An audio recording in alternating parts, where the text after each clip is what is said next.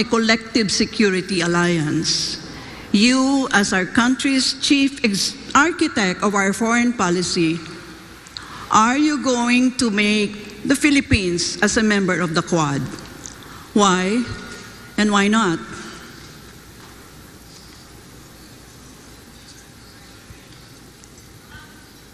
Professor Carlos's question will be addressed to Secretary Norberto Gonzales first. Well, we will always be part of arrangements like that. And yes, it's important.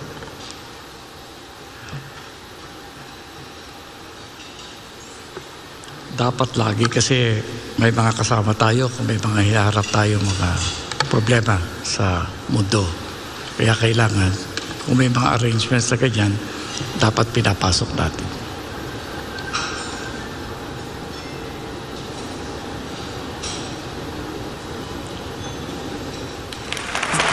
Secretary Gonzales, if you have nothing to add, the other candidates may react to his answer. I think Secretary Ernie Abella. Yes. The Philippines needs to retain an independent foreign policy, and in which case it needs to be able to dance between the two great powers.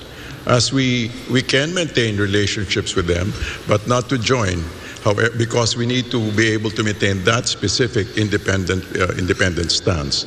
We can relate with either one, the other one, but at the same time, we need to retain our independence and be able to sustain our own sovereignty. Thank you. Yeah, but Mr. Abella, remember, you're still linked to the United States of America because of the Mutual Defense Treaty. That's true. So the Quad is composed of, well, so-called democracies. And so are you more leaning towards being part of the Quad or some other collective security arrangement? It's not a question of leaning more, but the question of being able to maintain both while maintaining a balance. Yeah, I have a problem with the concept of independent because it's like you're sitting on the fence. Is that what you mean?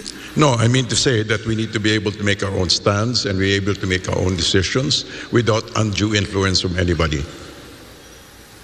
I don't know that being friends with everybody is foreign policy. We're not being friends with anybody. We can have trade with the greater power, which is our neighbor. On the other hand, we can maintain MDTs with the people in Quad. Yeah, well, the reason why, and this is for all the candidates, I asked this question is that right now I'm sure the big powers are trying to carve their own spheres of influence. And because we've always been within the sphere of influence of the United States of America, the Quad is simply an extension of this proposed collective security arrangement. On the other hand, they will not always, we can always be sure that they will always stand for us. Well, of course, nobody can answer that question, even if we ask Biden today, you know. Thank you. Thank you.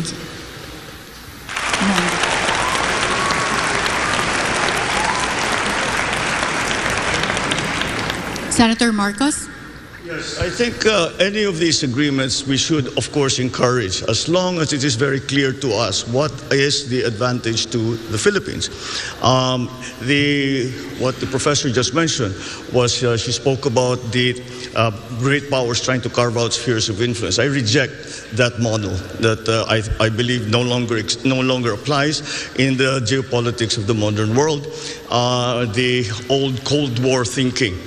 We have to ply our own way. And so it really would depend on what is inside, or what those agreements say that the Philippines, what will be doing and what those other partners of ours will be doing for the Philippines. And once again, because we shouldn't think of the old Cold War system, we should always think in terms of the fine line that the Philippines has to tread in all our foreign policy decisions. But if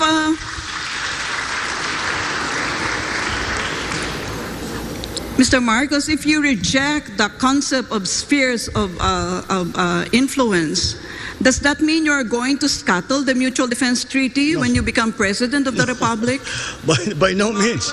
Linked to the United States of America as a defense ally. No. By no means. The relationship with the United States, our special relationship with the United States is not something that we can treat, be cavalier about. It is a very important one. And it has stood us in good stead for over 100 years. And that, I think, will never disappear from the Philippine psyche, the idea and the memory of what the United States did for us and fought with us in the last war. And so that is a specific part of our foreign policy. But then as we approach, we know that we are a hot spot right now. The West Philippine Sea is a hot spot in geopolitics right now. And that is why we still have to find our own line in terms of all of these arrangements. Except the one simple principle is that we will not cede 1 square inch of the Philippines to any country. Karen, do I have time for one more follow-up with Mr. Marcos? Yes, Professor Carlos. Yeah. Okay, if that is the stance that you have taken, Mr. Marcos, suppose you have a situation where China is trying to, take us in, embrace us within its sphere of influence. How would you react as our chief architect of our foreign policy? Once again, in terms of specifically to China, the correct approach still seems to be one of engagement. And no matter what the superpowers are trying to do, we have to work in the interest of the Philippines, and we cannot allow ourselves to be part of the foreign policy of any other country. And we have to have our own foreign policy. So again, whatever the superpowers do, we as a highly strategic having a highly strategic geographical location in the world, really have to walk that very, very fine line between these great powers who, I always say, these are great powers, we are in between. If they sneeze at the same time, we disappear from the map. And that is something that we always have to keep in mind. Thank you. Calyodi, we'll hear from you. Para sa akin talaga ay maiwasan yung lahat yung pakikipagkaisa dito sa mga malaking bansa sa daigdig na ang relasyon ay gagawin tayong parang pawn lang sa mga kanilang mga labanan. Ang aking naiisip talaga ay maging unaligned ang ating bansa sa mga malaking kapitalistang bansa sa daigdig, tapusin yung ating military agreement sa US, yung Mutual Defense Treaty, yung BFA, yung EDCA, at pati yung relasyon natin sa China na dihado tayo. Makipagkasundo lamang tayo doon sa mga bansa nagagalang sa ating mga karapatan, sa ating soberanya, sa ating territorial integrity, sa ating mga panuntunan. Any follow-up questions, Professor Carlos? Yeah, Mr. De Guzman, kung gusto ninyong non-aligned po tayo, ay saan po tayo tutukod? Alam niyo naman ng ating military yung pinakamahina sa buong ASEAN region. So, ito ba ay aspiration mo lang bilang chief executive? Or is non-alignment, this is still something that will wash in international politics now? Non-aligned tayo doon sa mga bansa na magagamit lamang tayo sa kanilang mga interes. Lalo na sa kasalukuyan ng sitwasyon ngayon na yung China halos at Amerika ay may trade war at nagigirian sila. Huwag na tayong makisangkot sa kanilang girian. Makipag-align tayo sa mga bansa na nagsusulong ng pagkakaisa, kapayapaan at economic ang mas focus ng pagkakaisa at pagtutulungan. At hindi yung papanig sa Amerika o sa China, lalo na sa usapin ng West Philippine Sea na siya ang mainit na usapin sa ngayon. Magagamit lamang tayong pawn ng sino man sa kanila. Kaya dapat makipagkaisa tayo sa mga bansa dito sa Southeast Asia at tayo ay magtulungan para sa ikauunlad ng mamayan. Iwasan natin ang giyera.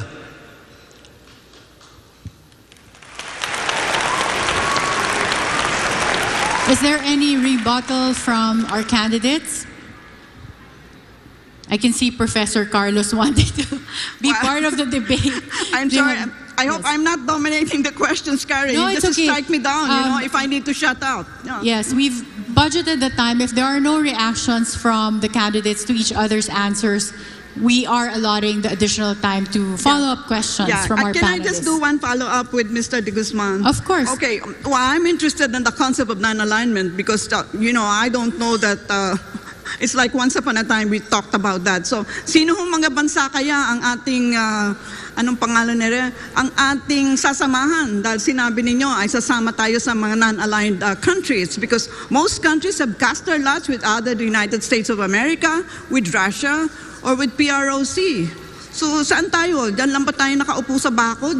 Ang gusto natin ay hindi dependent, kundi isang independent foreign policy at makikipagkasundo tayo. Hindi naman tayo magpuputol, kundi makikipagkasundo tayo sa mga bansa na re-respeto doon sa ating sovereignty at territorial integrity. Mas ganon at ang mas makakakapit natin sa kasalukuyan, lalo na sa usapin ng West Philippine Sea, ay itong mga Asian country.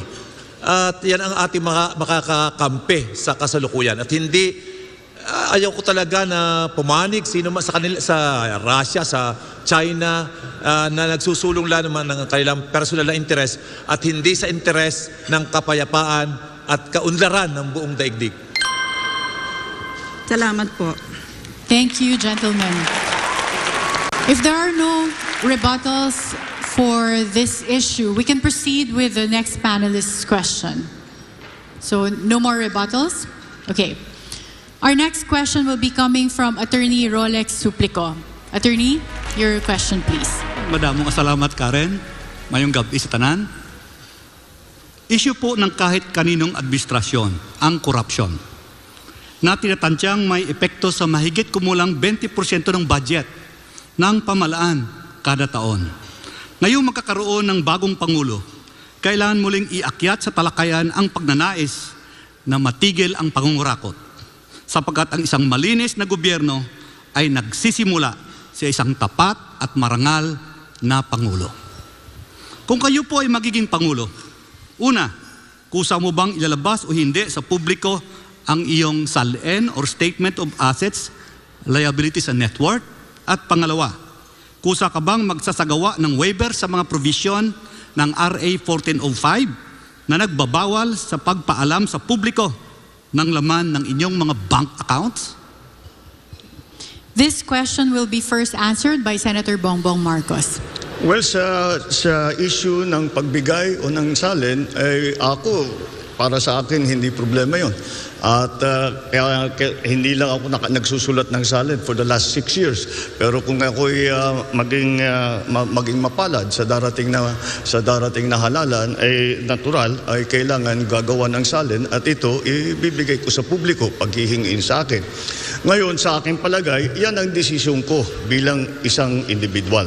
Sa aking palagay ay hindi na kailangan palitan ng batas at nasa sa bawat opisyal na yan kung sila ba ay handa na ilabas ang kanilang salin.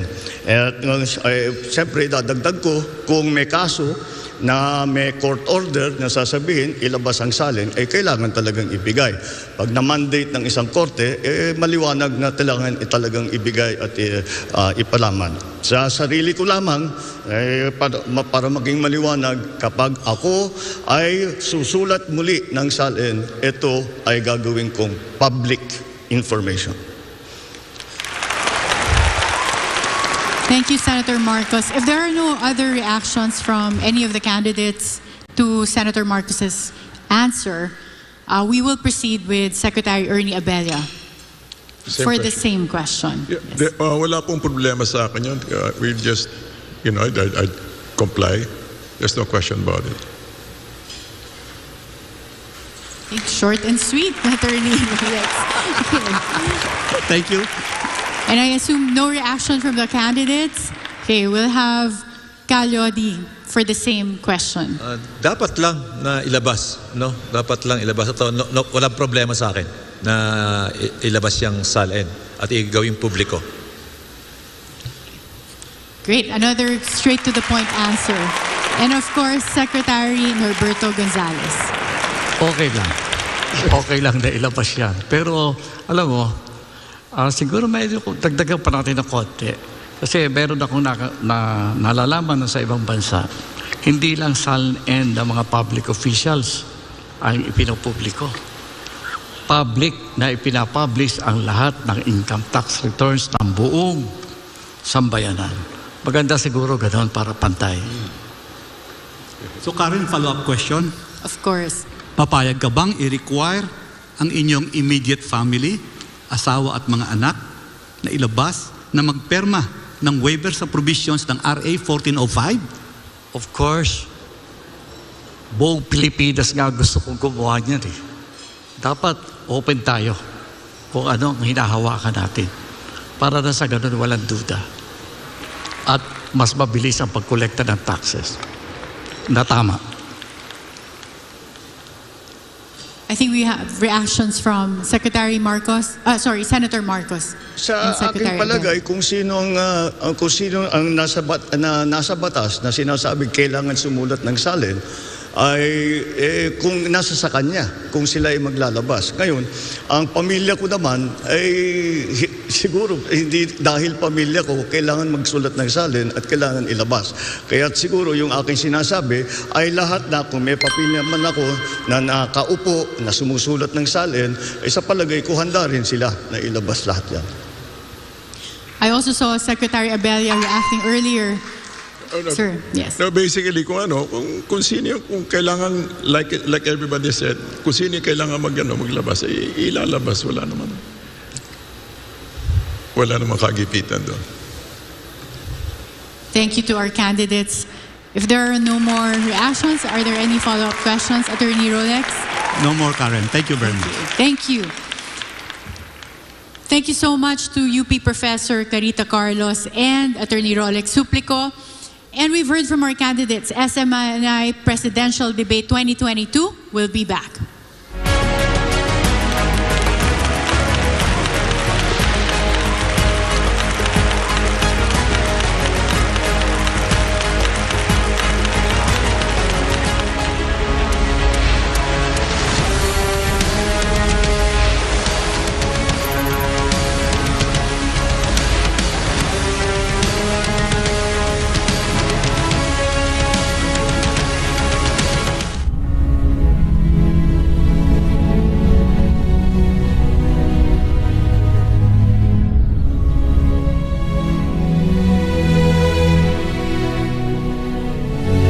Gabay para sa tamang pagpili ngayong eleksyon, hatid namin sa inyo itong mga leksyon.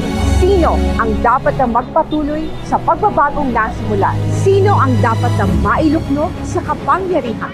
Dapat may paninindigang ipagpatuloy ang laban kontra insurhensya at iligal na droga. Matapang, ngunit may puso, may malasakit, handang magpatawad, tagapagtaguyod ng kapayapaan at pagkakaisa. Handang isakripisyo ang meron siya, mapunan lang ang kakulangan ng iba. Ang pulso ng taong bayan, nasa sa kanya.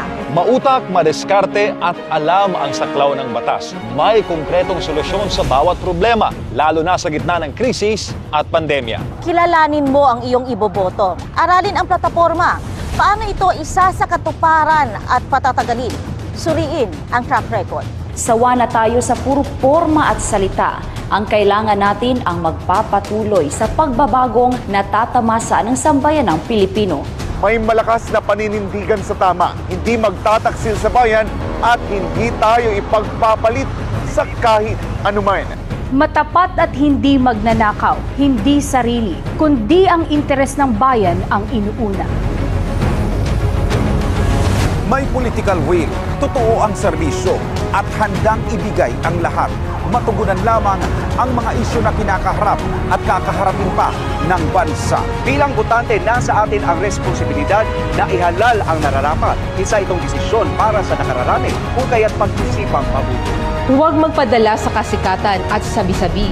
Ikaw mismo ang kumilatis. Tandaan, nakasalalay sa desisyon mo ang magiging kinabukasan ng bansa. Kaya, maging matalino. Maliban sa totoo, dapat may karanasan at kapasidad na mamuno. Hindi ka mabibili, kaya huwag kang magpapabayad. Bigyang dangal ang iyong boto. Katuwang nyo ang SMNI sa isang malinis at patas na eleksyon. Dahil dito, siguradong balitang totoo. Ibibigay namin sa inyo mga impormasyong tama. Tuloy ang pagbabago kahit sa pagbabalita. Sama-sama po tayo tungo sa bagong bansa.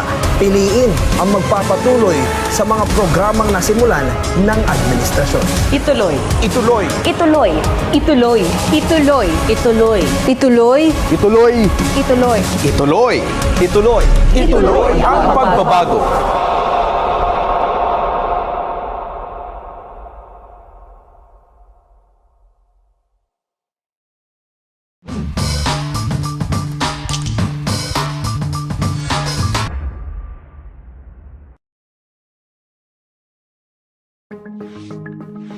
Bumaba na ang kaso ng COVID-19 sa mas Western bumaba pa Visayas. sa 2,000 ang bilang ng daily COVID-19 cases ng mga lugar na napasa sa ilalim sa granular lockdown sa Metro Manila. Katotohanan hindi na nila nakitang tumataas ulit ang kaso, kasabay pa nito ang pagbaba palalo ng hospital utilization at ito.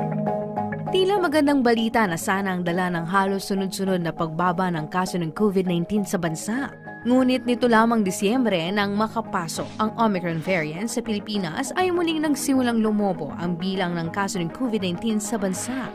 Kung kaya't mapapansin bilang lang ang mga taong makikita sa mga establishmento, pasyalan at iba pang mga lugar bilang pag-iingat. At dahil nga sa sitwasyong ito, may posibilidad ring madamay ang mga kaganapan sa mundo ng politika. Lalo na sa araw ng halalan kung saan ay hindi malayong maiiwasan na magtipon-tipon ang mga tao upang bumoto. Kung patuloy na tataas ang kaso ng COVID-19, papayag ba kayong ipagpaliban muna ang eleksyon? Depende na po na sa gobyerno yan. Nasa gobyerno na yan, wala na po sa amin yan. Pwede rin hindi muna, popospone muna natin ng para maiwasan yung pagdami ng hawahan. Kasi nga, di ba, pupunta doon sa hindi mo malaman kung sino yung nandoon.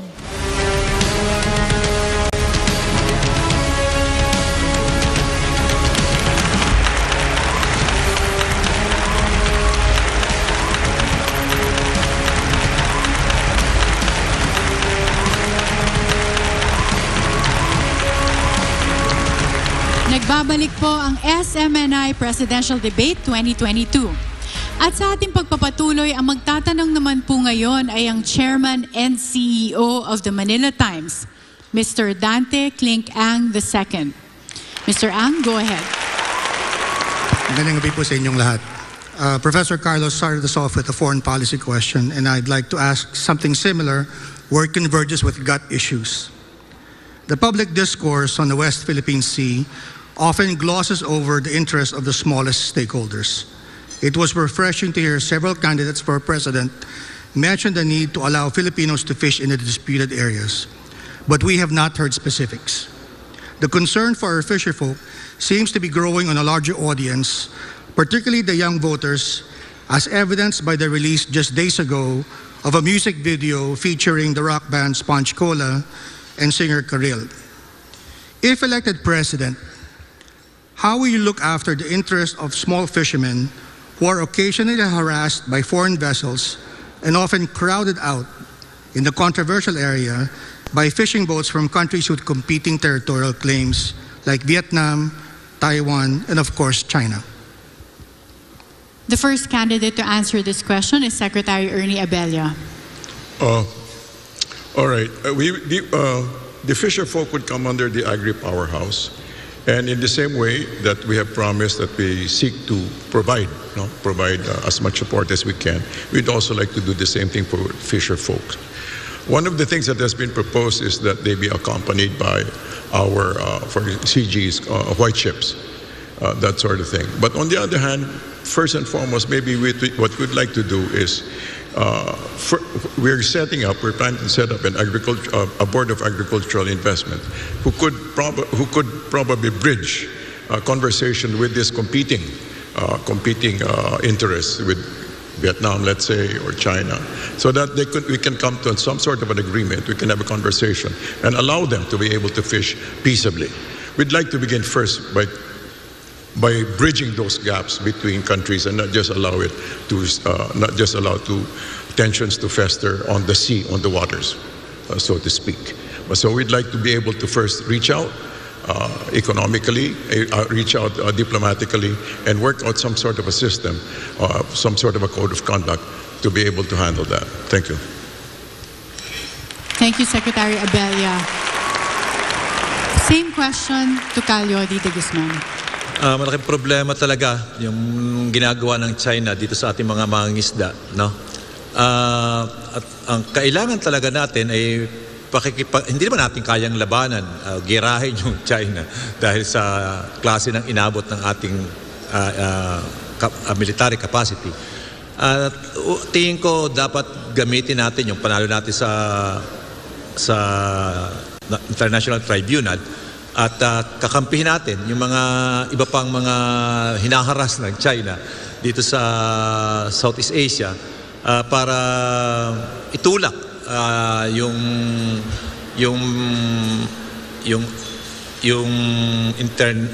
mga bansa na signatory dito sa UNCLOS na sawayin, pigilan itong China sa kanyang ginagawang pangharas dito sa ating mga mangingisda na hindi pinapayagan.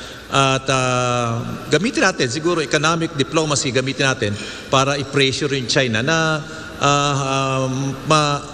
mapayagan o makapag-ngisda yung ating mga mangingisda dito sa West Philippine Sea. Ito'y atin, dapat ito'y inirerespeto ng China bilang isang member din o signatories ng UNCLOS para na sa ganun ay magkaroon tayo ng laya na makapangisda. At dagdagan natin ng Coast Guard of Navy dyan para protektahan ang ating mga mangingisda. Okay, thank you, Calio D. On the same question, Secretary Gonzales. Nakakalungkot ka na naiipit ang ating mga maliliit na mga isda sa napakalaking issue. Ating hinaharap na sigalot sa China. Kaya tingin ko, dahil malaking usapin yan, para wag lang mapunta sa panganib ng ating mga maliliit na mga isda na pupunta sa teritoryo in dispute today, medyo tulungan na muna natin ang gobyerno para huwag sila magutom. In the meantime, kailangan ay suriin nating mabuti ang nangyayaring sigalot sa West Philippine Sea. Iyan talaga ang ugat ng suliranin ng maliliit nating mga isda. Huwag nating ipatong sa balikat ng mga maliliit ang malaking problema na hinaharap ng bansa. Tutulungan natin sila economically. Ilalabas natin sila sa panganib, pero haharapin natin ang China. Ang nakikita ko lang sa usapin na ito, para bang nawala ng respeto ang bansa China sa atin. Kaya kung tayo kikilos, uunahin natin ang pagbibigay ng respeto sa ating bansa. Kung tayo makikipag-usap, dapat nire-respeto tayo. Kung wala yan, mahirap makipag-usap. Kaya ang unang aksyon, respeto para sa atin. May programa tayo para dyan. Thank you, Secretary Gonzales. Senator Marcos. Marami talaga tayong issue, hindi lamang sa conflicting camps sa gitna ng Pilipinas at saka China. Kaya't ngayon lang ang nakita kong national election na naging issue ang West Philippine Sea or ang foreign policy.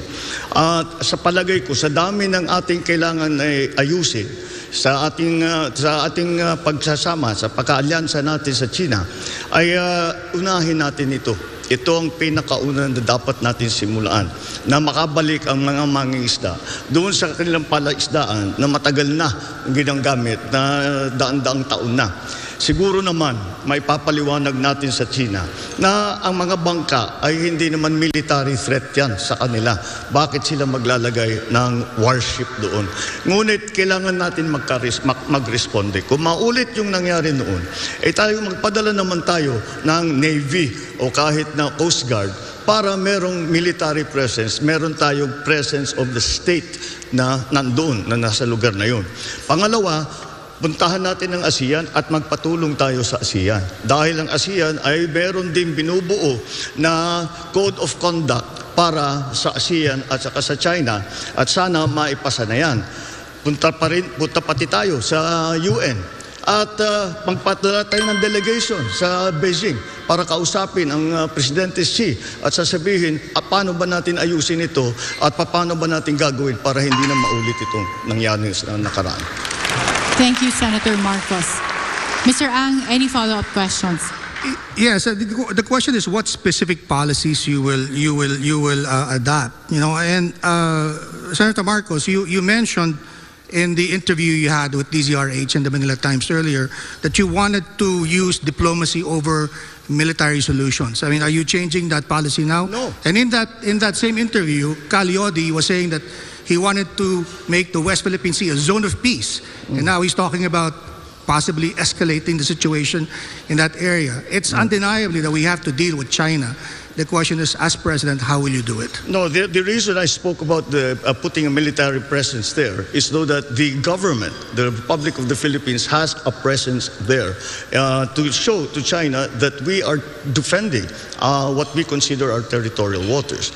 And that is not for them to go there to fire upon the Chinese vessels, but merely to make their presence felt so that the Chinese know we are aware of what they are doing, we do not agree with what they are doing, and we carry on with our diplomatic back channel, side channel, whatever way we can do to fix the problem and make us have a system so that we no longer have this problem again. Cagliodi, you want to? I mentioned that you mentioned you in that question. Tama ka. Talagang ang aking programa talaga ay i-convert itong West Philippine Sea kasi malawak na usapin nito. I-convert itong West Philippine Sea into ay economic zone at hindi war zone. Kaya dapat ito'y mag-coordinate yung lahat ng mga claimants na sa mga teritoryo dito sa South China Sea o West Philippine Sea na magkasundo at magsama-sama para hindi para makipaggera sa China, kundi dapat ipakita sa China yung pagkakaisa ng mga bansang ito. At tulad ng sinabi ko kanina, dapat ay obligahin o kausapin yung lahat ng signatory doon sa UNCLOS na may nagkasundo sa ganung patakaran na igalang, irespeto ng China yung kanilang mga pinirmahan. Nasa ganun ay huwag tigilan niya yung kanyang panghaharas o panglalamang dito sa mga bansa dito sa West Philippine Sea. One follow-up question, Karen. Of course, Mr. Ang. This one's directed at first to Secretary Roberto Gonzales, and I'd like you to wear your former hat as Defense Secretary, sir. And in a previous editorial we have written in the Manila Times, I have written, we've quoted the Philippine Council for Foreign Relations, specifically the chairman, Rafi Alunan, who said that in his observation, those who are crowded out from fishing in that area, these fishermen often turn to alternative means of livelihood, primarily piracy and who knows what, probably smuggling.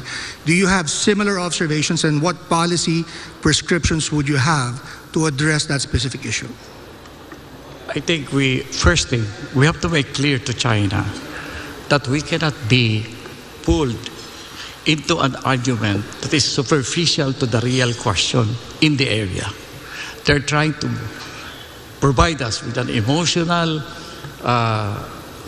event or activity that our small fisher folks are not able to fish.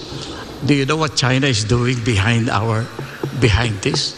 They're actually selling this fish as what they call as some kind of a fish for nationalism. Sinasabi nila na itong mga isda na ito dapat binabayaran ng mas mahal kasi ito ay nahuhuli sa isang lugar na ipinagtatanggol natin. They're making this issue. They're using our fisher folks to make this issue as simplistic as an issue of fisher folks not being able to fish in their area that is theirs. If I will be given a time, I'll add a little more. Well, sabi niyo po may programa kayo. Pwede po ba natin tumbukin in a few seconds? Ano po ba yung programa na yan? Alam mo na wala ng respeto ang ibang bansa sa atin. Akala nila nabibili tayo, pwede tayong laro-laruin. Kailangan magpakita tayo ng kaunting, hindi para makipaggera. I was advocating national mobilization. What does this mean? Our young people should be trained for whatever exigency.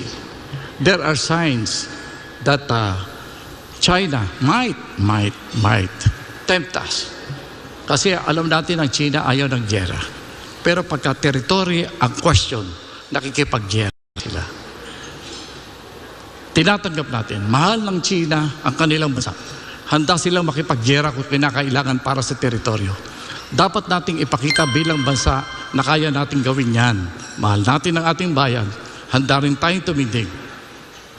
Mahina tayo, pero kailangan magsanay. Any reactions from our candidates? Secretary Ernie. Yes. In this matter, I think we should continue to examine the COC ASEAN +1, the ASEAN +1 conversations with China, and in order to be able to address these things diplomatically before we engage in anything more drastic. Thank you. Thank you, Secretary Ernie. Senator Marcos. Yes, and furthermore, I think, as I said, that this is not something that that we should consider as isolated from the general problem or the general discussions that we are having with the People's Republic. It should be the first part, in my view, because what we are, as Filipinos, we are most concerned at this moment, the immediate concern, na makabalik ang mga mangingisda dun sa kanilang palisdaan. Yun ang unahin natin. Ngayon, pag nakahanap tayo ng kasunduan sa People's Republic of China, ay siguro baka nasimulaan na natin ang pag-uusap tungkol sa West Philippine Sea. Dahil kung nasabi natin, amin yan, at tumanggap sila, umpisa na yan. Diyan tayo magsisimula at dahan-dahanin natin itong problema na meron tayo sa China. Thank you. More reaction from Calyodi. Tulad ng sinabi ko kanina, malalim yung dahilan ng China, yung pagiging aggressive niya sa pagpunta dito sa West Philippine Sea, pagsakop sa ating mga teritoryo. Hindi lang yan, dagdag na lang yung usapin ng pangingisda. Ang totoong dahilan ay yung presence ng Amerika dito, yung mga aircraft carrier niya dito. At yun ang gusto niyang proteksyonan, yung kanyang sariling bansa. Kaya yun ang problem kapag tayo kumampi, either sa Amerika o sa China, ay mayayari tayo, maiipit tayo sa kita dahil ito'y banggaan nilang dalawa. Thank you, Calyodi. Are there any further reactions from our candidates or rebuttals? Masasabi ko lang na huwag natin payagan. Yes, Secretary Gonzales. Masasabi ko lang na huwag natin payagan na gamitin yung maliliit natin sa mga malalaking usapin. Hindi malaking gastos.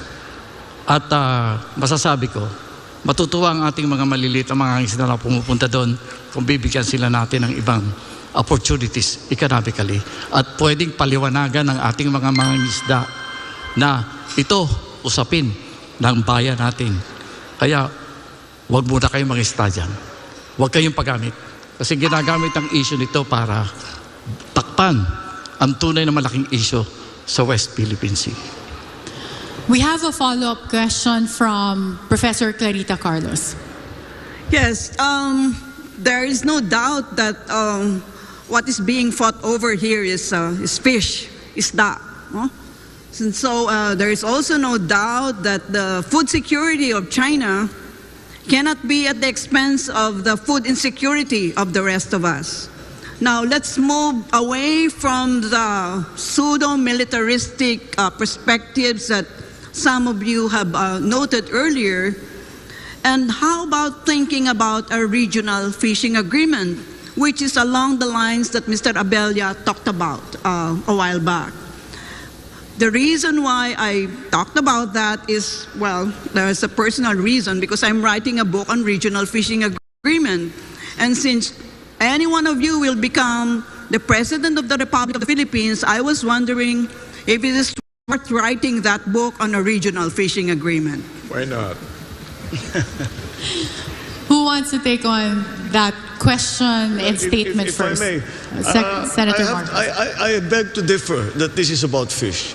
It is not about fish, in my view. It is about territorial waters, and that when we have these 200 Chinese boats coming and blocking our fishermen, it is to assert their claim that this is part of their territorial water. And that is why you cannot separate the problems that we're having with the fishermen from the larger problem that we are having in our conflicting claims with China, and for that matter, for other countries in ASEAN. And that's why we have to look at it as maybe an opening. I always mention this, that we have to try every single way we can. And I remind everyone that China and the United States came together because of ping pong. And who would have thought that that's where it would start? Who knows where our coming together will start? But isn't that related, Mr. Marcos, to my earlier question about the Quad? You know, if you have a whole array of, militia there, wanting to take over the whole of the contested South China Sea, shouldn't you lean on the Quad as a collective security arrangement? No, because that is a military solution, and that proposes a military solution. And I do not think we want a military solution because we simply do not want a war. I do not think China wants a war. I do not think the United States wants a war. The Philippines certainly does not want a war. Well, but Mr. Gonzales just said that China only recognizes naked power. So what are we talking about? I don't think that is the method for us to come to an agreement with the People's Republic of China. There are three ways to gain territory. One is upon agreement with arbitration by an international body, agreement of two or more parties. Number two is war. And number three is bilateral agreement. We're left only, I think, with bilateral agreement, and that's what we should pursue. Thank you. Secretary Gonzales wants to react. Precisely what Dr. Carlos says. The presence of the superpowers in our region will actually prevent war. That is an opening for us to gain something that we have lost. And this is respect of other nations. You know, we may have our army may be weak in terms of equipment, but our nation is rich in the hearts of young people who can show to the world that are willing to stand if challenged. I do not think there will be war. As Dr. Carr said, the superpowers are there. China will not dare challenge that. That's a beautiful situation in our area of the world today. Let's take advantage of this. Let us show that our young people can do something. Okay. Thank you, Secretary Gonzales. Any reaction or rebuttal from our candidates? I would still go back to having a multilateral relationship regarding that matter. So I would still refer back to ASEAN plus China. ASEAN, it's a conversation that we need to settle. And because, as we all know, our neighbor is sensitive to international opinion.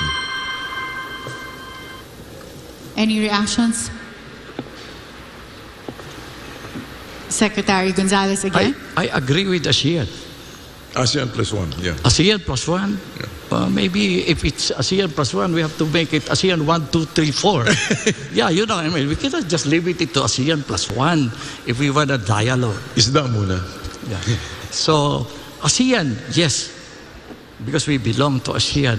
We need our neighbors in this business. But if we want to engage with other countries like China, then we have to, I think, to also talk to other big countries in the area. But I would like to go back to my... Secretary, we're out of time for your reaction.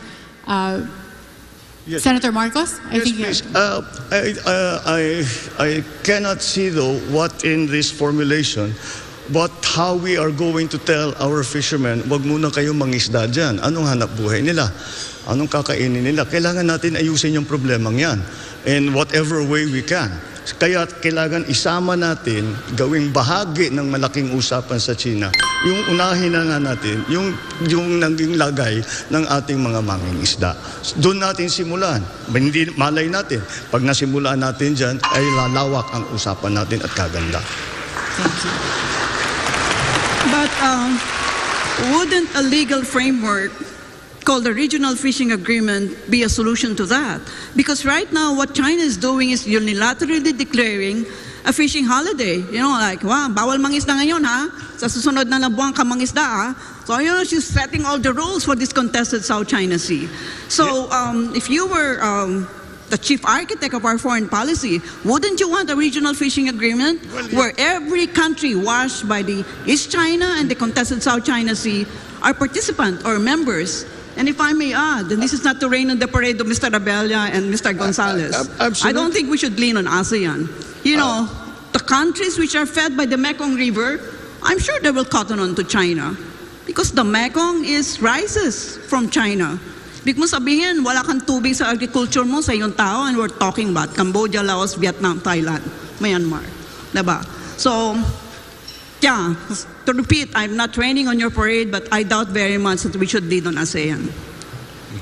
Well, I think that if a fishing agreement would be included in any code of conduct that we agree with China and the ASEAN. That definitely should be part of it, because it is not a problem that we are suffering by ourselves. Other members of ASEAN have the same problem, and that is why it will be critical to have a robust and effective code of conduct between ASEAN and China must include the issue of fishing rights. Yes, that's my point. Pull the leg of China into a regional fishing agreement. Well, Otherwise, they already have entered into an agreement, into a code of conduct agreement years ago. Yeah, but they're doing bilaterals. They are trying to do it bilaterally, and that's why I think it is more to China prefers to handle these issues bilaterally between their country and another country. But I think that the multilateral approach is still going to be important. We will pursue every avenue that we can. And Secretary Gonzales, I can see you raising your hand, as well as Calyodi. In that order, sir. You were first, Secretary Gonzales. Well, I agree with the regional fishing agreement. That's very important. We can discuss that. But precisely, what the Chinese is trying to do with our small fisher folks is to actually move us away from the major issue that we are facing in the West Philippine Sea. The West Philippine Sea is about territory and about forward defense. The Chinese have been planning to establish a forward defense facility in that part of the world. Happens to be Philippines. They say it's China. We say it's ours. They are establishing a forward defense strategy, and sometimes we want, well, I will not wonder why. Calyodi knows the answer. Speaking of Calyodi, you're next. Tingin ko talagang posible at magkakasundo doon sa regional agreement para doon sa karapatan ng bawat isa na mangisda. As long as hindi tayo mangingwestiyon doon sa pangangamkam ng teritoryo ng China. Pero once na tinuloy-tuloy natin ang ating question sa pangangamkam ng teritoryo ng China dito sa West Philippine Sea, hindi sila napapayag. Dahil yun ang pinaka-importante sa kanila. Ang importante sa kanila ay makapagtayo ng base militar diyan sa lugar na yan para i-counter ang move ng US, ng Australia, ng Japan na sinisirkel. Pakiramdam ng China, sinisirkel siya. Kaya gumagawa siya ng paraan para mapigilan ang pagkukordon ng China, ng US at ng mga allied niya sa China. Pero kung phishing lang, tingin ko aabot doon. Pero huwag kang makikialam doon sa kanyang ginagawa. Thank you, Calyoni. And I think the question of Mr. Ang really is an indication of how complex this issue is and the amount of time we took in discussing the answers to this question. And we'll have to go on a commercial break for now. SMNI Presidential Debate 2022 will be back.